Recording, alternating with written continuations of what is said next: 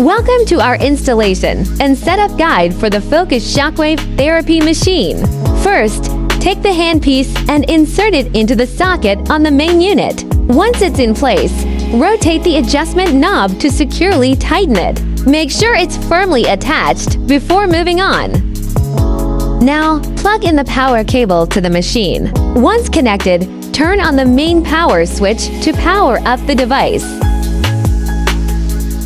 Next, we'll fill the water tank. To do this, unscrew the water bottle located inside the machine. Carefully remove it and fill it up with clean water. Once filled, screw the bottle back into place, making sure it's tightly sealed to avoid any leaks.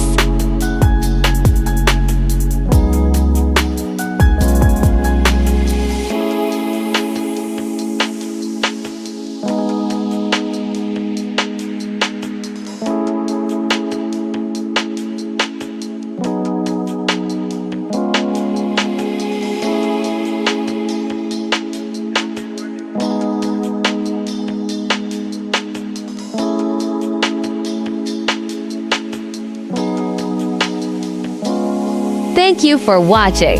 The above is the installation process of the Focused Shockwave Therapy Machine. If you have any questions, please feel free to contact us.